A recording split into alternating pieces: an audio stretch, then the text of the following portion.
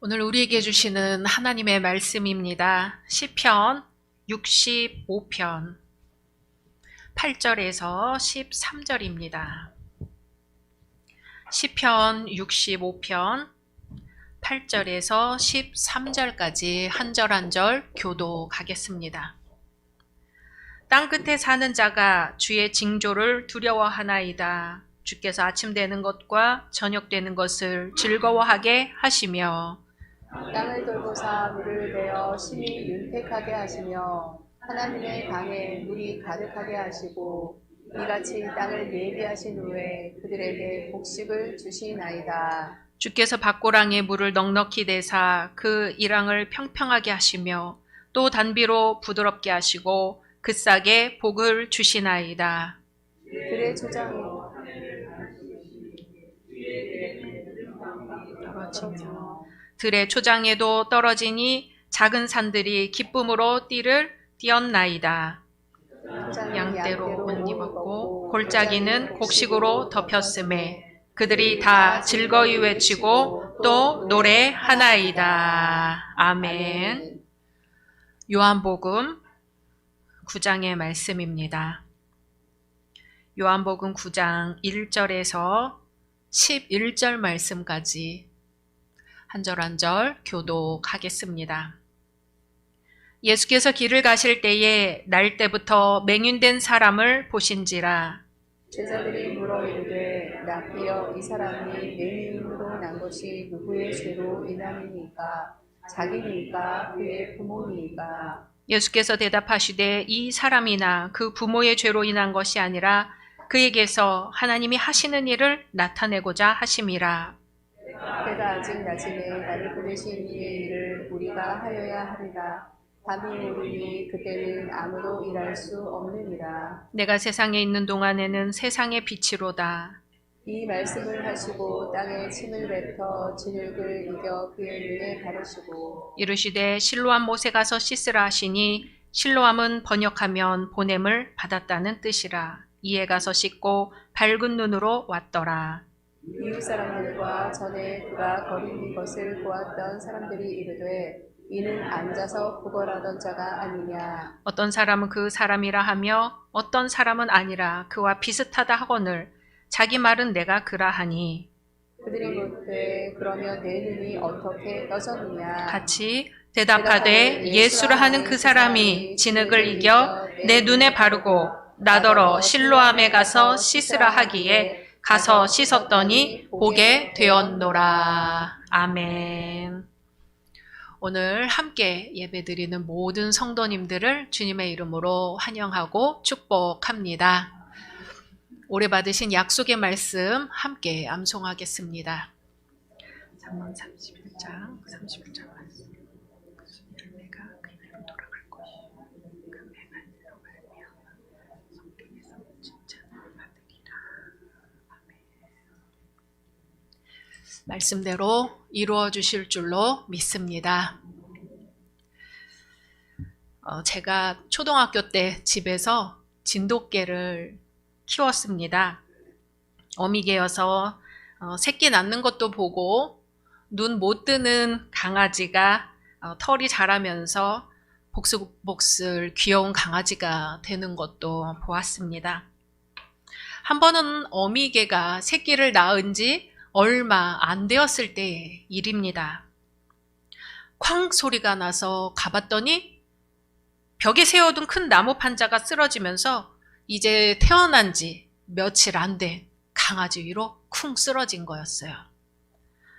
얼른 가서 나무 판자를 치우고 그 강아지를 이렇게 안았더니 시름시름 앓는 소리가 여간 불쌍한 게 아니었습니다. 어미개는 안절부절 어떻게 할 줄을 몰랐지요. 저는 이 일을 어떻게 하나 고민하다가 그래도 큰 오빠라면 해결할 수 있을 것 같아서 얼른 오빠에게 달려갔습니다. 거의 울먹이는 소리로 오빠 강아지가 지금 거의 죽을 것 같다고 어떻게 해? 했더니 오빠도 얼른 강아지들 있는 대로 뛰어갑니다. 저는 살 수 있겠냐고 물었죠. 오빠는 모르겠다고 대답했습니다. 저는 어쩔 줄을 몰라서 그곳을 떠나서 집 구석에 가서 하나님 앞에 간절히 기도했습니다. 제 생애 처음으로 가장 간절하게 한 기도였던 것 같습니다. 처음으로 저도 모르게 서원 기도라는 것을 하게 된 것이죠. 하나님, 제발 강아지를 살려주십시오. 제발 강아지를 살려주십시오. 강아지를 살려만 주시면 새벽 기도 빠지지 않고 나가겠습니다. 제가 하나님께 드릴 수 있는 가장 큰 헌신이었습니다. 그렇게 울먹이면서 간절히 기도를 드리고 다시 강아지 있는 데로 갔더니 강아지도 없고 오빠도 없습니다. 한참 기다리고 있었더니 오빠가 돌아옵니다. 강아지 어디 갔냐고 물었더니 산에 묻어주고 돌아오는 길이라고 합니다.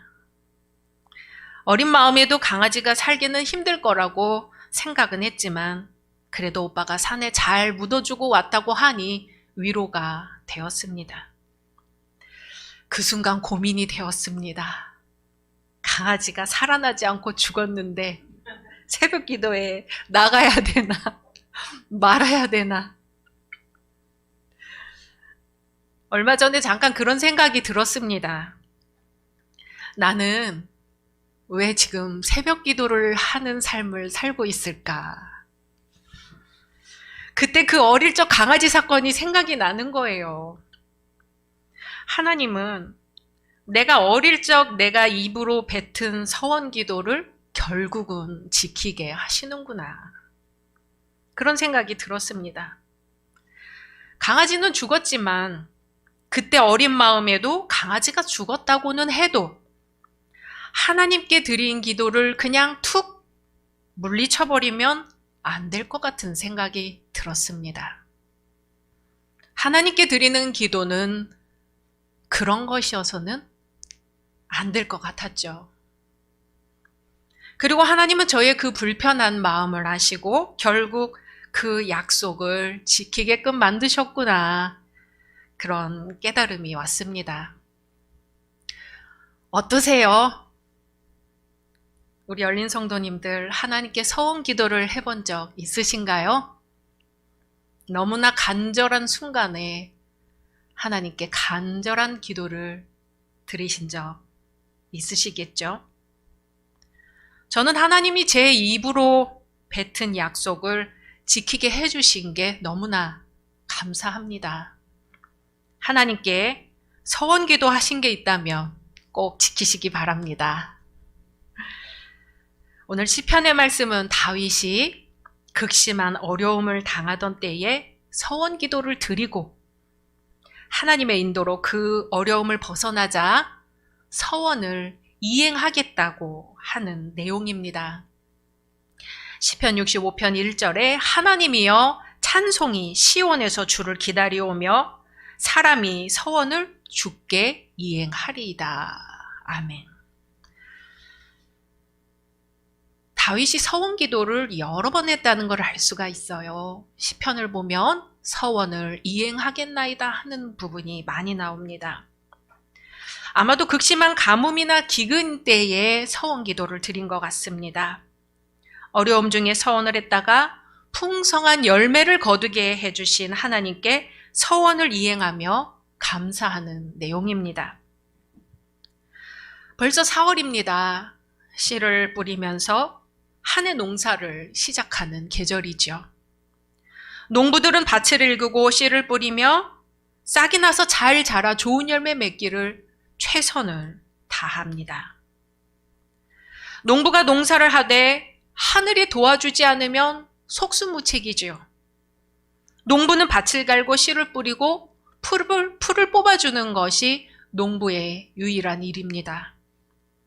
자라게 하고 열매 맺게 하고 결실하게 하는 것은 하나님이 하시는 일이죠. 이 같은 이치를 잘 아는 농부는 절대로 자만하지 않고 교만하지 않습니다.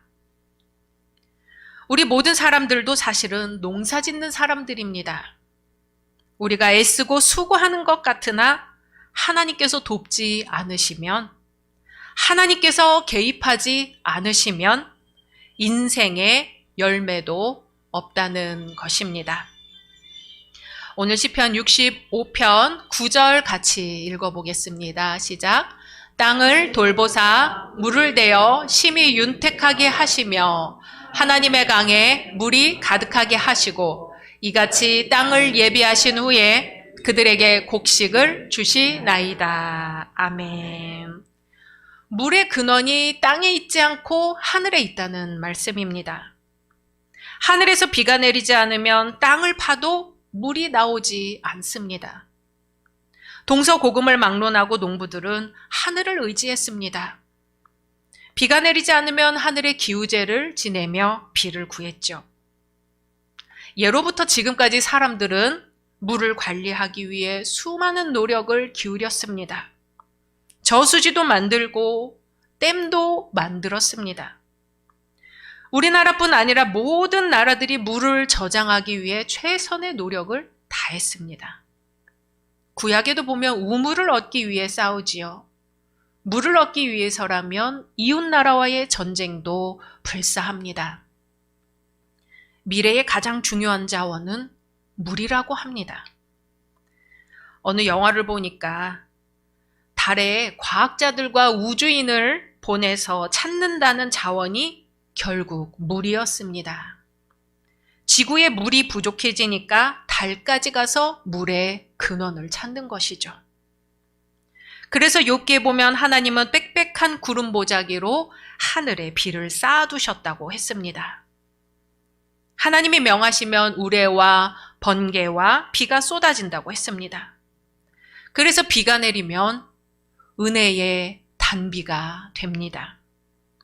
하나님께서 단비를 허락하셔야 땅이 윤택해지고 하나님께서 성령의 단비를 허락하셔야 사람들의 마음도 넉넉해집니다. 우리 10절 같이 읽어보겠습니다. 주께서 밭고랑에 물을 넉넉히 대사 그 이랑을 평평하게 하시며 또 단비로 부드럽게 하시고 그 싹에 복을 주시나이다. 아멘. 가뭄이 들면 세상이 삭막해집니다. 자연도 땅도 식물도 사람도 다 살 수 없게 됩니다. 비가 오지 않으면 논바닥과 강바닥이 모두 거북이 등과 같이 갈라집니다. 그렇게 갈라지고 메말아버린 흙은 마치 돌같이 단단해지고 칼날같이 날카로워집니다. 땅도 하늘로부터 은혜를 입지 못하면 그렇게 변하는 것이죠. 하물며 사람도 그렇습니다. 사람도 하늘로부터 은혜를 입지 못하면 그렇게 돌처럼 마음이 단단해지고 뾰족해지고 삭막해지는 것입니다. 그래서 가뭄이 계속되면 세상 인심까지도 흉흉해지는 것이죠. 그런데 그렇게 메말라진 땅에 비만 내리면 모든 것이 일시에 해결이 됩니다. 돌같이 굳어있던 흙들이 스스로 부스러져서 옥토가 되어버립니다. 죽어있던 흙에서 식물들이 힘차게 올라옵니다. 그래서 그 비를 성경은 은혜의 단비다 그럽니다. 은혜의 단비는 세상에 단단한 것들을 풀어지게 하고 말라 비틀어진 식물에 새 힘을 공급해주고 땅 위에 초목이 돋아나게 합니다. 이 은혜의 단비는 누가 주시나요? 하나님이 주십니다. 어찌 땅에만 은혜의 단비가 내릴까요? 사람들의 마음에도 은혜의 단비가 내려야 합니다. 11절 같이 읽겠습니다. 주의 은택으로 한 해를 관 씌우시니 주의 길에는 기름방울이 떨어지며. 아멘. 표준세번역 성경에 보니까 주님께서 지나시는 자취마다 기름이 뚝뚝 떨어집니다 라고 돼 있어요. 주님이 지나시는 자취마다 기름이 뚝뚝 떨어집니다. 우리 열린 성도님들이 주님과 함께 동행할 때에 지나시는 자취마다 은혜의 기름이 뚝뚝 떨어질 줄로 믿습니다. 수고하고 땀 흘리고 일해서 갖고 왔더니 어느 사이 황금 물결 넘치는 들녘으로 바뀌었습니다. 그 모습은 농부들에게는 억만금을 주고도 바꿀 수 없는 광경이죠. 그래서 성경은 풍년을 하늘이 주시는 면류관이라고 했습니다. 우리 모든 사람들은 농부입니다. 자식 농사를 지어가는 농부들이며 일생이라는 농사를 지어가는 농부들입니다. 우리 모두는 풍년을 기대하며 농사를 짓습니다. 하나님의 은혜의 단비가 꼭 필요합니다. 인생의 걸음걸음마다 은혜의 단비가 필요합니다. 우리의 앞길의 때를 따라 하나님이 내려주시는 은혜의 단비로 가득하기를 소망합니다. 그리하여 풍성한 열매 맺기를 소망합니다. 인도로 선교를 떠난 어느 미국인 선교사가 거리에서 맹인을 만났습니다. 의학적인 식견이 있던 이 선교사는 이 맹인에게 말했어요. 여보시오, 내가 보니까 당신은 수술만 받으면 앞을 볼 수 있겠습니다. 제가 그 비용을 대드리겠습니다. 그러자 맹인은 머뭇거리며 망설이는 거예요. 그리고 하는 말이, 선교사님, 눈을 뜬 후에도 국어를 계속 할 수 있을까요? 이에 선교사는, 아니, 눈을 뜨면 더 이상 국어를 할 필요가 없습니다. 밝은 세상을 볼 수 있고 일을 해서 더 잘 살 수 있으니 걱정하지 마십시오 했지요. 그랬더니 맹인은 이렇게 대답하는 거예요. 제가 국어라는 일을 그만두다니요. 그렇다면 절 그대로 있게 해주세요. 예수님은 어두움 가운데 있는 이들에게 눈을 뜨게 하고 빛을 보게 해주시기 위해 오셨지요. 그런데 우리는 좀 전에 그 맹인과 같이 변하는 게 두려워서, 새롭게 도전하는 게 두려워서 그냥 앞이 안 보이는 채로 살겠습니다 하고 있지는 않을까요? 하나님은 지금 하늘에서 은혜의 단비를 부어주시려고 막 손을 이렇게 하고 대기를 하고 계시는데, 에이, 하나님, 안 받겠습니다. 그냥 이대로가 좋습니다 하고 있는 건 아닐까요? 오늘 요한복음 말씀에 날 때부터 맹인된 사람이 나옵니다. 마음이 얼마나 가물었을까요? 구걸 말고는 살아갈 방법이 없습니다. 구걸에서 먹고 살 수 있다면 사람들의 무시와 냉대쯤은 아무것도 아니죠. 사람들의 무시와 냉대가 익숙해져서 이젠 그게 자연스러워진 정도가 된 것입니다. 앞이 안 보이는 것쯤은 하나도 안 불편합니다.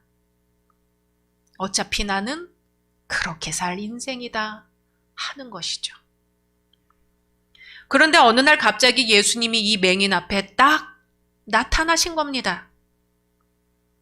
사람들의 관심은요, 이 사람이 누구의 죄 때문에 앞을 못 보게 되었는가에 관심이 있었어요.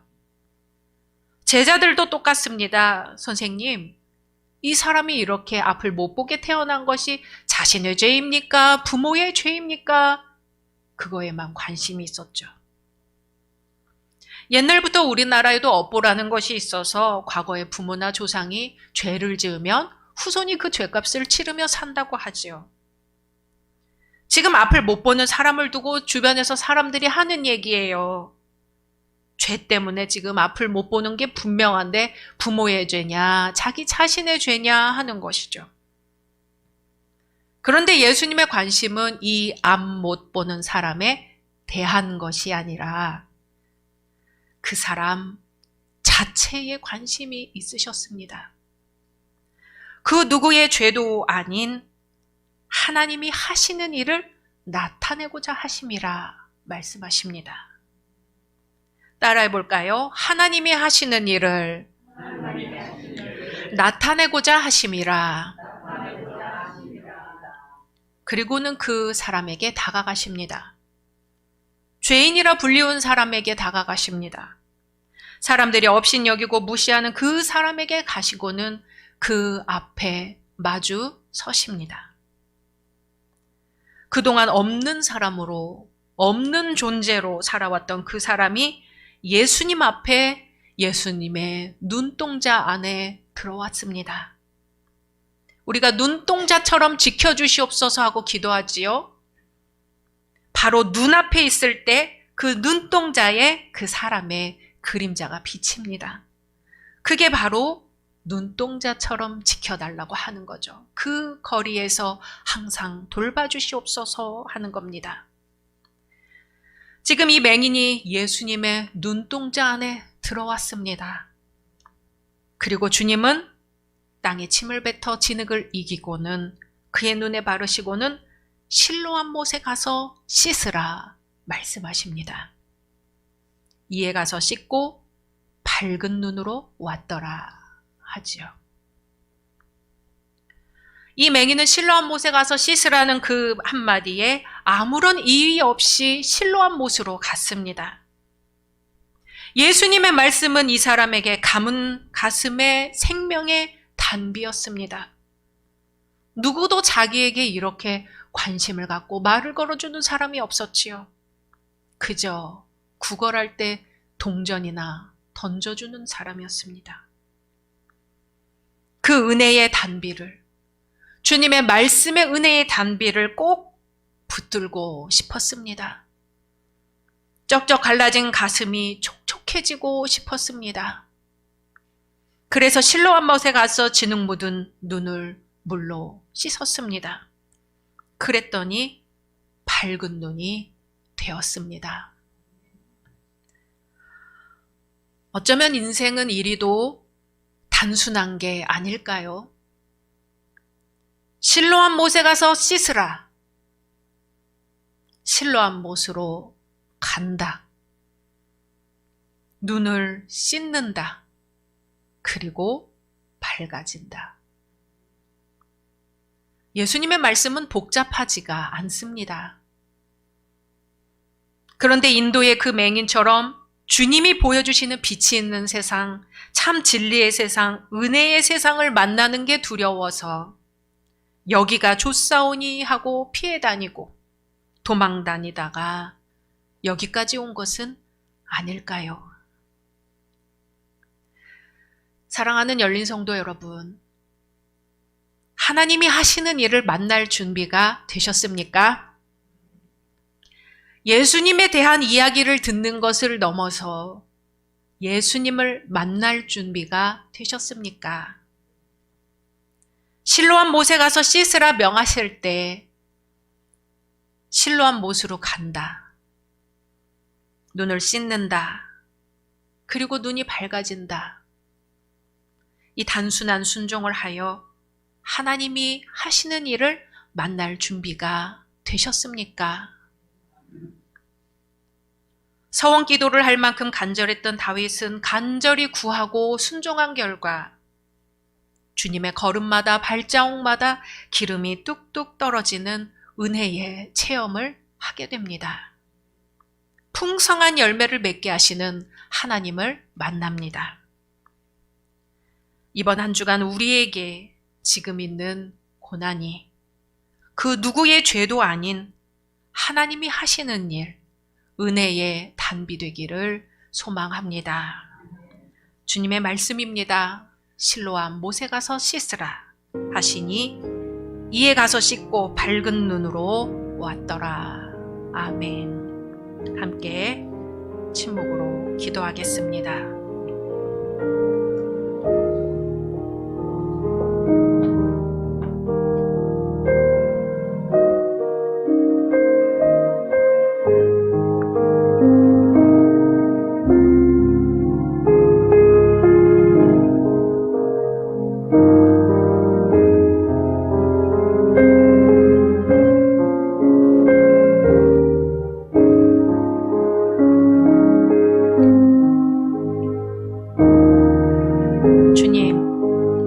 부활의 복된 소망 안에서 생명을 주관하시는 주님께 기도합니다.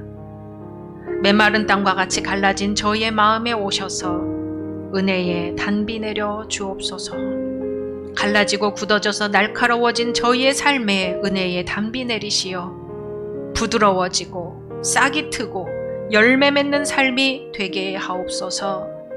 실로암 못에 가서 씻으라 하실 때에 순종하여 가게 하시고 씻게 하시고 보게 하옵소서.